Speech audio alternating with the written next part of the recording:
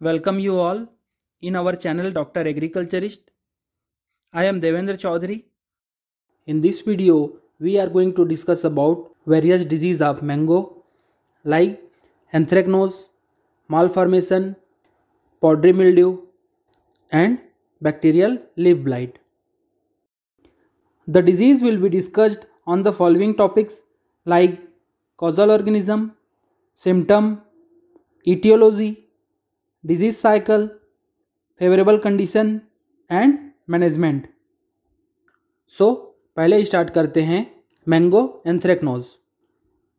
Mango anthracnose is caused by a fungus Colletotrichum ग्लियोस्पोरियोइडस।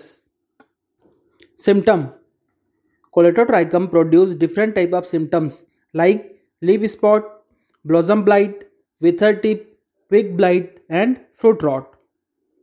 Small blisters like spots develop on the leaves and twigs. Large number of spots appear in the leaves, collage to each other and cover the major portion of leaf lamina. Young leaves wither and dry. जैसे कि ये leaf है तो इसमें small spots बनते हैं, ऐसे ही बहुत सारे स्पॉट्स बनते हैं और ये आपस में जुड़ने लगते हैं। इस प्रकार से ये लीफ के बहुत ज़्यादा पोर्शन को कवर कर लेते हैं, जिसके कारण से लीफ में फोटोसिंथेसिस अच्छे से नहीं होता है और पत्तियां समय से पहले मर जाती हैं और गिर जाती हैं। Tender twigs wither and die wax symptoms appears, affected branches ultimately dry up, black spots appears on the fruits, the fruits pulp become hard, crack and decay at ripening and finally the infected fruits drops. ये जो symptom है वो twigs में भी आते हैं, जहाँ पर ये डाइवैक्स सिम्टम करते हैं। जैसे कि ये ट्विग है, यहाँ से सड़न स्टार्ट होता है और ये सड़न नीचे के साइड जाता है। इस प्रकार से ये जो पूरा ब्रांच है वो मर जाता है। फिर फ्रूट्स में भी ब्लैक स्पॉट्स आते हैं और ये जो स्पॉट्स होते हैं वो हार्ड होते हैं, उसके सरफेस में क्रैकिंग होती है और अगर ये स्पॉट्स राइपनिंग के समय आते हैं तो उसमें रॉटिंग भी होती है। फ्रूट्स में अगर स्पॉट्स आते हैं तो इन्फेक्टेड फ्रूट्स समय से पहले गिर जाते हैं। लिप्स में सिम्टम कुछ इस प्रकार से दिखाई देते हैं। इसमें ये ब्लैक कलर के स्पॉट्स आते हैं जिनके चारों तरफ का जो सेल है वो पीला हो जाता है। और फ्रूट्स में सिम्टम कुछ इस प्रकार से दिखाई देते हैं। ये भी डार्क कलर के ब्लैक कलर के स्पॉट्स आते हैं, जिसके कारण से फ्रूट्स में सड़न होती है और ऐसे फ्रूट्स समय से पहले गिर जाते हैं। Etiology of Colletotrichum. Colletotrichum belong to sub division Deuteromycotina और इसके माइसीलियम सेप्टेड, ब्रांच्ड और डार्क होते हैं। डार्क मतलब कि ब्लैक कलर के होते हैं। इनके सेल वॉल में एक केमिकल होता है मिलेनिन, जिसके कारण से ये डार्क होते हैं। The mycelium of the fungus is localised in the spots. जहाँ पर स्पॉट्स आते हैं वहीं पर ही इसके माइसीलियम प्रेजेंट होते हैं। ये सिस्टेमिक नहीं होते हैं। एसेक्सुअल स्पोर कोनिडिया बनता है, जो कि हाइलाइन, सिंगल सेल्ड और फाल्केट शेप का होता है। एसेक्सुअल फ्रूटिंग बॉडी एसरवुलस बनता है। इसके एसरवुलस में सिटी प्रेजेंट होता है और मोस्टली ये प्लांट के एपिडर्मिस में बनते हैं। सेक्सुअल फ्रूटिंग बॉडी पेरिथीसिया बनता है, जो कि पियर शेप का होता है और लिप सीथ में बनता है। Colletotrichum also produce chlamydospore. ये क्लेमाइडोस्पोर सर्वाइवल के लिए होते हैं और अगर हम फंगस को आर्टिफिशियली ग्रो करते हैं पीडीएम मीडिया में तो ये ब्लैक कलर का दिखाई देता है। ये है एसरवुलस और इसमें बहुत सारे कोनिडियोफोर होते हैं और ये जो स्ट्रक्चर दिखाई दे रहा है ब्लैक कलर का, ये है सिटी और यहाँ पर बहुत सारे स्पोर्स बनते हैं। ये जो स्पोर्स होते हैं वो फाल्केट शेप के होते हैं। अब देखते हैं इसके डिजीज साइकिल के बारे में। पैथोजन क्रॉप डेब्रिस में या फिर इन्फेक्टेड पोर्शंस में एज अ कोनिडिया सर्वाइव करते रहता है। फिर अगले सीजन में या अगले साल जब कंडीशन फेवरेबल होता है उस समय ये लीव्स में, स्टेम्स में और फ्रूट्स में इन्फेक्शन करते हैं। जो पैथोजन है वो प्लांट्स में मल्टीप्लाई होता है और हमें सिम्टम दिखाई देता है। इसके बाद ये पैथोजन कोनिडिया बनाते हैं। ये कोनिडिया विंड्स के द्वारा दूसरे लीफ में जाता है या दूसरे प्लांट्स में जाते हैं और इन्फेक्शन करते हैं। इसी को कहते हैं सेकेंडरी इन्फेक्शन साइकिल। और जब कंडीशन अनफेवरेबल हो जाता है उस समय ये कोनिडिया के फॉर्म में इन्फेक्टेड पोर्शंस में सर्वाइव करते रहते हैं। Favourable condition 25 to 30 degree centigrade temperature, high relative humidity, presence of free water on the surface of the plant, dense planting and shadow. इन सब कंडीशंस में डिजीज बहुत ज़्यादा मात्रा में आती है। मैनेजमेंट, मैंगो एंथ्रेक्नोज को मैनेज करने के लिए हमें इंटीग्रेटेड डिजीज मैनेजमेंट प्रैक्टिस अपनाना चाहिए, जैसे कि removal of infected birds, twigs, leaf from the orchard, pruning and cutting of the heavily infested inflorescence and twigs, spraying of copper oxychloride or mancozeb at the rate of 0.25% in 7 to 10 days interval. Fruits should be dipped on the hot water at 50 degree centigrade for 15 minutes or in a chemical like benomyl or thiabendazole before storage. So storage से पहले हमें fruits को 50 degree centigrade water में 15 minute तक या फिर benomyl या थियाबेंडाजोल के केमिकल में डुबा कर रखना चाहिए। अवॉइड ओवर क्राउडिंग इन ऑर्चर्ड। जितना रिकमेंडेड स्पेसिंग है हमें उतने में ही मैंगो ट्रीज को लगाना चाहिए। अगर हम प्लांट्स के नंबर को बढ़ाएंगे तो उससे क्या होता है कि ऑर्चर्ड में ह्यूमिडिटी बढ़ जाती है और ऐसे डिजीज ज़्यादा मात्रा में आते हैं। Removal of fallen leaves. अब देखते हैं मैंगो मालफॉर्मेशन के बारे में। Mango malformation is caused by a fungus Fusarium moniliforme variety subglutinans. This is also known as Fusarium mangiferae. Symptom, mango malformation 2 type का होता है। पहला है फ्लोरल मालफॉर्मेशन, दूसरा है वेजिटेटिव मालफॉर्मेशन। जब फ्लोरल पार्ट्स में ये डिजीज आती है तो उसे फ्लोरल मालफॉर्मेशन कहते हैं और जब वेजिटेटिव पार्ट्स में डिजीज आती है तो उसे वेजिटेटिव मालफॉर्मेशन कहते हैं।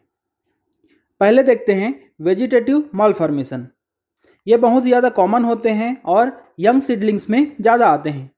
The seedling produce small shootlets bearing small scaly lips with a bunch like appearance on the shoot apex. Seedling remain stunted and die. इस पिक्चर में आप देख सकते हैं यहाँ पर ये है स्टेम और इसमें ये छोटे छोटे स्केली लिप्स ऐसे बने हुए हैं। सो इस पैथोजन के कारण क्या होता है कि जैसे नॉर्मल ग्रोथ होगा तो यहाँ पर एक लीफ बनेगा, दूसरा लीफ बनेगा, तीसरा लीफ बनेगा, इस प्रकार से नॉर्मल ग्रोथ होता है। लेकिन इन्फेक्शन के बाद इसका जो इंटरनोड का लेंथ है वो बहुत ही ज़्यादा कम हो जाता है और लीफ का साइज रिड्यूस होकर एक स्केल के जैसे स्ट्रक्चर में कन्वर्ट हो जाता है। इसीलिए ये इस प्रकार से दिखाई देता है। ये हो गया और इसमें ये छोटे छोटे स्केल जैसे लीफ प्रेजेंट होते हैं। सो स्टेम को इतना बड़ा होना था लेकिन वो पैथोजन के कारण इतना छोटा रह जाता है और ये बंची लुक देता है। बंची मतलब यहाँ पर ये बंच में गुच्छे में प्रेजेंट होते हैं। तो ये हो गया मैंगो का वेजिटेटिव मालफॉर्मेशन। अब देखते हैं फ्लोरल मालफॉर्मेशन के बारे में। Floral malformation is the malformation of panicle. The severity of the malformation may vary on the same shoots from light to medium or heavy malformation of the panicles. Heavily malformed panicles are compact and overcrowded due to larger flowers. Male and hermaphrodite flowers that are either sterile or eventually abort. They continue to grow and remain as black masses of dry tissues during summer. But some of them continue to grow till the next season. ये है floral malformation. ये जो disease है वो inflorescence में आती है। जहाँ पर मैंगो में फ्लावर्स आते हैं उस स्टेम में जब ये डिजीज़ आती है तो उसे फ्लोरल मालफॉर्मेशन कहते हैं। इसमें क्या होता है, इसमें भी जो शूट का लेंथ है वो कम हो जाता है और जो फ्लावर्स होते हैं उनमें स्वेलिंग हो जाती है और वो फूल जाते हैं। फिर ऐसे फ्लावर्स स्टेराइल हो जाते हैं और नया फल नहीं बनता है। और अगर कोई भी फल अगर बन जाता है तो वो स्मॉल रहता है और वो साइज़ में नहीं बढ़ता है। बाद में पैथोजन कंटिन्यू ग्रो करते रहता है और इस प्रकार से ड्राई टिश्यू पेड़ में लटकते रहते हैं। जब किसी ट्री में फ्लोरल मालफॉर्मेशन आता है तो इन्फेक्टेड प्लांट से हमें कोई भी फ्रूट्स प्राप्त नहीं होता है। इस पिक्चर में आप देख सकते हैं, ये है इन्फेक्शन के 75 दिन के बाद का सिम्टम। उसके बाद 120 दिन के बाद का सिम्टम ये रहा। इसमें सूट का लेंथ बहुत ही कम हो जाता है और जो लीव्स हैं वो स्केल लाइक स्ट्रक्चर में कन्वर्ट हो जाते हैं और जो इन्फेक्टेड पोर्शन है वो बंची दिखाई देता है। अब देखते हैं फ्यूजेरियम का इटियोलॉजी। इसके जो माइसीलियम होते हैं वो सेप्टेट होते हैं, ब्रांच्ड होते हैं और लाइट पिंक कलर के होते हैं और ये सब डिवीज़न ड्यूटेरियम आइकोटिना को बिलोंग करता है। इसमें दो प्रकार के कोनिडिया बनते हैं, मैक्रोकोनिडिया और माइक्रोकोनिडिया। मैक्रोकोनिडिया बोट शेप के होते हैं, हाई लाइन होते हैं मतलब रंगहीन होते हैं और लंबे होते हैं और सेप्टेट होते हैं और इसका जो टिप है वो ऐसे पॉइंटेड रहता है।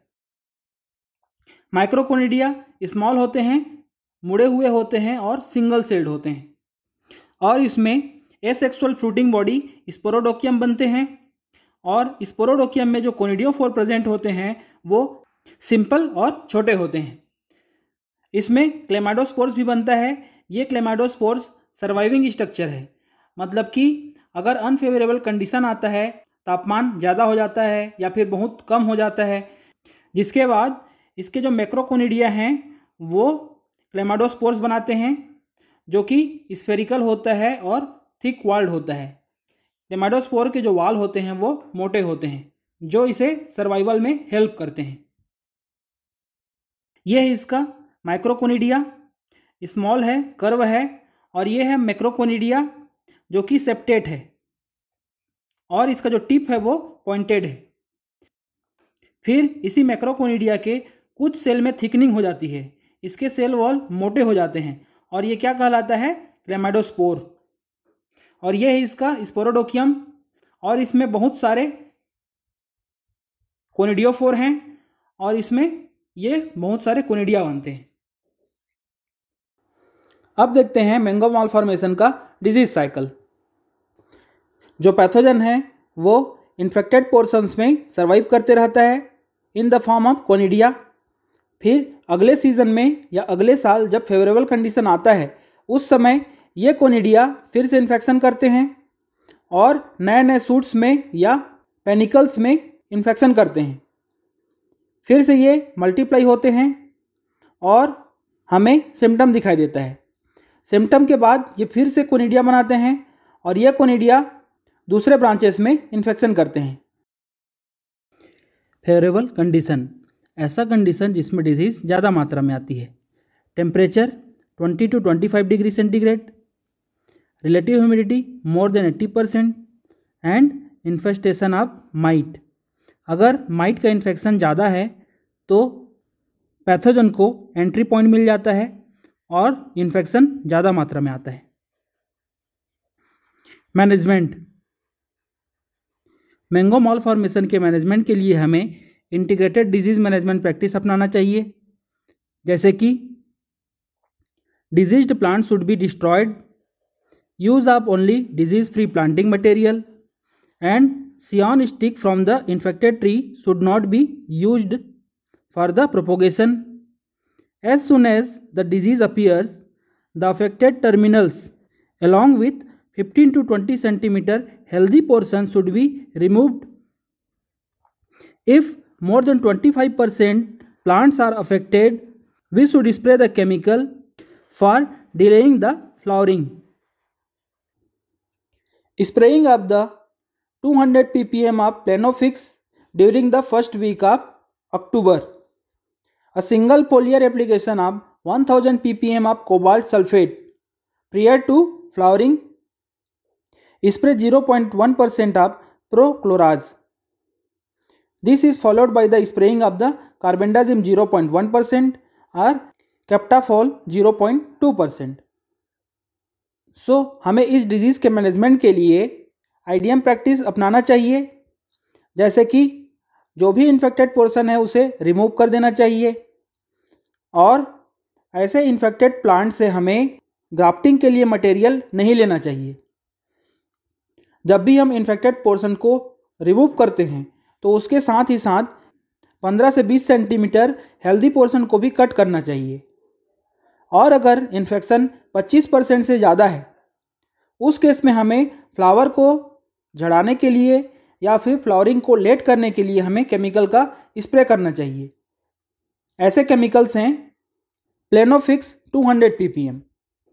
इसका स्प्रे हमें अक्टूबर के फर्स्ट वीक में करना चाहिए और जब फ्लावरिंग आती है उस समय भी इसका स्प्रे करना चाहिए। या तो हम 1000 ppm कोबाल्ट सल्फेट को भी स्प्रे कर सकते हैं। अगर इन दोनों केमिकल का हम स्प्रे कर रहे हैं तो फ्लोरल मालफॉर्मेशन कम मात्रा में आता है। हमें प्रोक्लोराज का 0.1% सॉल्यूशन स्प्रे करना चाहिए और इसके बाद कार्बेंडाजिम 0.1% या फिर कैप्टाफॉल 0.2% का हमें स्प्रे करना चाहिए। Powdery mildew of mango. Mango powdery mildew is caused by a fungus Oidium mangiferae. जो पाउडरी मिल्ड्यू का सिम्टम होता है वो सबसे इजी है याद रखने के लिए। Mango powdery mildew mostly appears in February and March. Symptom appears on leaves, stalk of the panicle, flowers and young fruits. Small powdery white patches appears on the leaves. Later it enlarge and cover the entire leaf lamina. Fungus can also grow on the stalk of panicle, flowers and young fruits. The affected flowers and fruit drop prematurely, reducing the fruit set. Often these patches coalesce and occupy the larger area, turning into brown in color. सो ये जो powdery mildew के symptom होते हैं वो सबसे ज़्यादा easy होते हैं याद करने के लिए। इसमें क्या होता है, वाइट कलर के पाउडर जैसे पैचेस लिप्स में आते हैं और फिर धीरे धीरे ये पूरे लीफ लेमिना को कवर कर लेते हैं और ये पूरा लीफ लेमिना वाइट कलर का हो जाता है। बाद में इसमें नेक्रोसिस होती है, यहाँ के जो सेल होते हैं वो मरने लगते हैं और बाद में ये ब्राउन कलर का हो जाता है। ऐसे ही टाइप के वाइट पाउडरी ग्रोथ पेनिकल्स में, स्टेम्स में, फ्लावर्स में और इन्फ्लोरोसेंस में आते हैं। अगर ये डिजीज़ फ्लावर्स में आती है तो फ्लावर्स में ड्रॉपिंग हो जाती है और फ्रूट सेट कम हो जाता है। अब देखते हैं etiology of powdery mildew fungus. It belong to sub division Ascomycotina and the mycelium of the fungus is septate, branched and superficial growth on the host. It took the nutrition from the host by hostoria. इसके जो mycelium होते हैं वो septate होते हैं, branched होते हैं और ये होस्ट के सरफेस के ऊपर में प्रेजेंट होता है। ये फंगस होस्ट के सेल में इंटर नहीं करते हैं और ये न्यूट्रिशन लेने के लिए हॉस्टोरिया बनाते हैं और हॉस्टोरिया के द्वारा ये पौधे से न्यूट्रिशन गेन करते हैं। Asexual spores conidia and conidia are form in the chain on conidiophore. Conidia are barrel in shape, hyaline and single celled. Conidiophores are simple, unbranched and non-septate. यह इसका माइसिलियम. माइसिलियम में conidiophore होते हैं और conidiophore के ऊपर में conidia बनते हैं और ये कोनिडिया हमेशा चेन में बनते हैं और ये है इसका single conidia. The fungus Oidium mangiferae do not produce any sexual spores और सेक्सुअल फ्रूटिंग बॉडी. सो ये जो फंगस है ओइडियम मैंगीफेरी, इसमें क्लिस्टोथीसिया नहीं बनता है, एसाई भी नहीं बनता है और ना ही एस्कोस्पोर बनता है.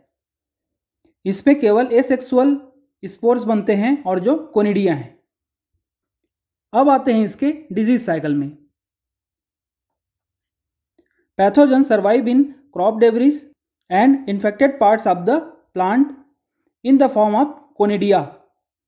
फिर ये कोनिडिया लोअर लीव्स में जो कि सॉइल के पास होता है वहाँ पर इन्फेक्शन करते हैं, सिम्टम डेवलप होता है, हमें वाइट कलर का पाउडरी ग्रोथ प्लांट सेल के ऊपर दिखाई देता है।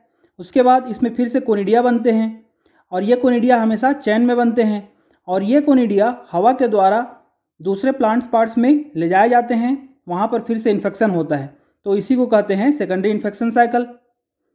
और फिर बाद में जब अनफेवरेबल कंडीशन आता है तो ये कोनिडिया कोलेटरल होस्ट में, सॉइल में और इन्फेक्टेड पोर्शंस में सर्वाइव करते रहते हैं। फेवरेबल कंडीशन, ऐसे कंडीशंस जिसमें ज़्यादा मात्रा में डिजीज आती है, जैसे कि cloudy weather, heavy soil moisture, morning के समय मिस्ट, 20 to 25 डिग्री सेंटीग्रेड तापमान और 70% के आसपास रिलेटिव ह्यूमिडिटी। ऐसे कंडीशंस में डिजीज ज़्यादा मात्रा में आती है। Management of the disease, we should always adopt integrated disease management practice for the management of any disease, जैसे कि सैनिटेशन, प्लांट के नीचे से जितनी भी फॉलन लीव्स होती हैं, जो गिरे हुए पत्ते होते हैं, उन्हें कलेक्ट करके बर्न कर देना चाहिए। डिस्ट्रॉय द क्रॉप रेसिड्यू, जो भी पुराने अवशेष हैं उसे जला देना चाहिए। प्रॉपर न्यूट्रिएंट एप्लीकेशन, हमें सही मात्रा में आम के पौधों में न्यूट्रिएंट्स देने चाहिए। सल्फर स्प्रे, हमें समय समय पर सल्फर का स्प्रे करते रहना चाहिए। और अगर ज़्यादा मात्रा में डिजीज़ आई है तो हमें केमिकल का स्प्रे भी करना चाहिए। केमिकल का स्प्रे मोस्टली फ्लावरिंग के समय और फ्रूट सेट के समय करना बहुत ही आवश्यक होता है। हम Topsin, Karathane, Bodo mixture, carbendazim या हेक्साकोनाजोल इन केमिकल का स्प्रे कर सकते हैं। अनफॉर्चुनेटली इसके अगेंस्ट में कोई भी रेजिस्टेंट वेराइटी अवेलेबल नहीं है। Spray 5% urea in fallen leaves for early decomposition, जैसे ये ऑर्चर्ड है, इसके नीचे में बहुत सारे पत्ते गिरे रहते हैं, तो इन गिरे हुए पत्तों में हमें 5% यूरिया का स्प्रे करना चाहिए। ऐसा करने से ये जो पत्ते हैं वो जल्दी सड़ते हैं और इसमें जो पैथोजन उपस्थित होता है वो भी मर जाता है। अब देखते हैं bacterial blight of mango. Bacterial blight is caused by a bacteria Xanthomonas campestris pathovar mangiferae indicae. Bacterial blight को अलग अलग नाम से भी जानते हैं, जैसे कि bacterial spot, bacterial black spot और bacterial canker. Symptom, symptom can be appears on leaves, leaf stalk, stem, twig, branches and fruits. So almost सभी एरियल पार्ट्स में ये डिजीज आती है। Initially producing water soaked lesion, पहले leaves में या stems में वाटर सोक्ड लीजन्स बनते हैं। अगर किसी बैक्टीरिया का इन्फेक्शन होता है तो जो पहला स्पॉट्स होता है वो वाटर सोक्ड ही होता है। Later turning into irregular to angular raised lesion measuring 1 to 4 millimeter in diameter are formed. These lesions are light yellow in color, initially with yellow halo. Later, the spots enlarge and collage to each other to form irregular necrotic cankerous patches with dark brown color. So, ये है इसका symptom. Lips में ये पहले water soaked spots बनते हैं, बाद में इनका साइज बढ़ता है और ये ब्राउन कलर के हो जाते हैं। ऐसे ही बहुत सारे स्पॉट्स बनते हैं और आपस में ये जुड़ने लगते हैं। फिर बाद में लीफ का जो बहुत सारा एरिया है वो मर जाता है। On fruits water soaked dark brown to black coloured lesions are observe which gradually developed into cankerous spots. These spots grow bigger, usually up to 1 to 5 millimeter in diameter, collage to each other and cover almost the whole fruits. These spots often secretes gummy substance containing the highly contagious bacterial cell. Fruits में इस प्रकार के symptom आते हैं। पहले water soaked legion बनते हैं, बाद में इनका कलर चेंज होके ब्राउन टू ब्लैक हो जाता है, इसका साइज बढ़ता है और ये कॉर्की हो जाता है, कैंकरस दिखाई देता है। इस प्रकार से बहुत सारे स्पॉट्स बनते हैं और ऑलमोस्ट पूरे फ्रूट को कवर कर लेते हैं, जिसके कारण से इसमें रॉटिंग भी होती है। सो अगर इस प्रकार का इन्फेक्शन फ्रूट्स में आता है तो फ्रूट की मार्केट क्वालिटी बहुत ही कम हो जाती है। इटियोलॉजी ऑफ द बैक्टीरिया, ये कहाँ बिलोंग करता है? बैक्टीरिया किंगडम में। इसका ग्राम स्टेन क्या है? नेगेटिव।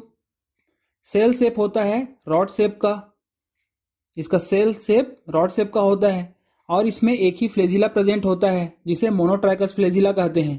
इसमें रेस्पिरेशन एरोबिक होता है, मतलब इसको जीवित रहने के लिए ऑक्सीजन की जरूरत पड़ती है।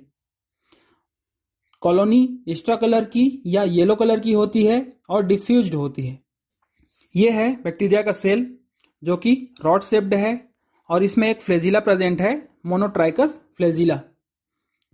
यह है इसकी कॉलोनी जो कि येलो कलर की है और ये डिफ्यूज्ड है। कहने का मतलब यहां पर आप देख सकते हैं ये इंटैक्ट नहीं है, ये थोड़ा फैला हुआ है क्योंकि ये म्यूकस सिक्रीट करते हैं जिसके कारण से इसकी कॉलोनी डिफ्यूज्ड रहती है। अब देखते हैं इसके डिजीज साइकिल के बारे में।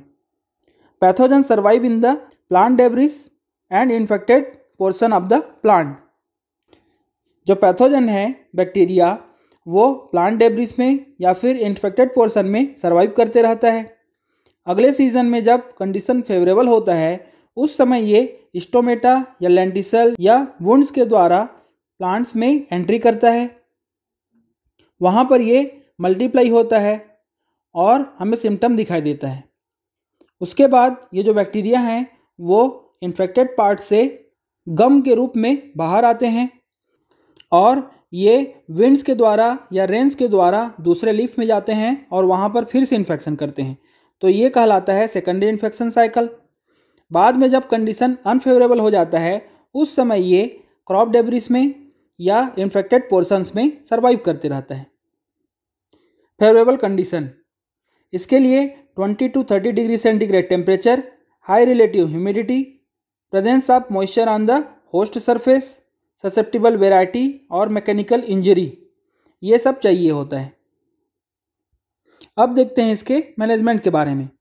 इसके मैनेजमेंट के लिए हमें इंटीग्रेटेड डिजीज मैनेजमेंट प्रैक्टिस अपनाना चाहिए, जैसे कि हेल्दी प्लांटिंग मटेरियल यूज़ करना चाहिए, हेल्दी ग्राफ्ट मटेरियल यूज़ करना चाहिए। जो भी वर्किंग टूल्स हैं उन्हें पहले डिसइंफेक्ट करना चाहिए, उसके बाद यूज़ करना चाहिए। अगर कोई रेजिस्टेंट वैरायटी अवेलेबल है तो हमें केवल रेजिस्टेंट वैरायटी ही लगाने चाहिए और अच्छे एयर सर्कुलेशन के लिए रेगुलर ट्रेनिंग एंड प्रूनिंग करते रहना चाहिए। Avoid mechanical damage to the mango tree during field work.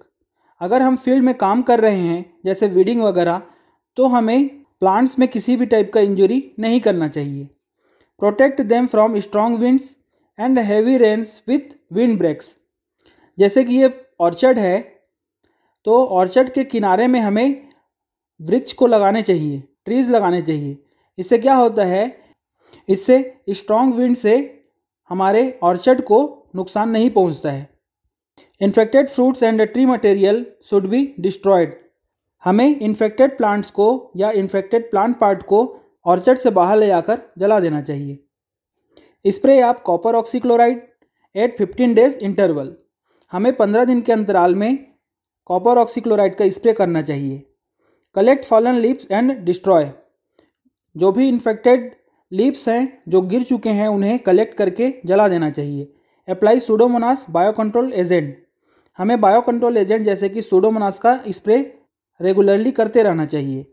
Apply proper nutrient organic manure. हमें समय समय पर ऑर्गेनिक मैन्योर और न्यूट्रिएंट देते रहना चाहिए।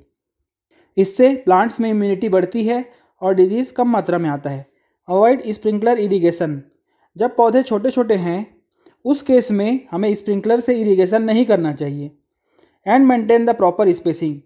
जो भी रिकमेंडेड स्पेसिंग है एक मैंगो ऑर्चर्ड के लिए हमें उतना ही अपनाना चाहिए। Please watch more videos from our channel. You can download lecture PDF from our Telegram channel. Don't forget to subscribe Dr. Agriculturist and hit the notification bell. Follow our Facebook page Kheti Ki Jankari. Thanks for watching the video till end. We will meet again in next video.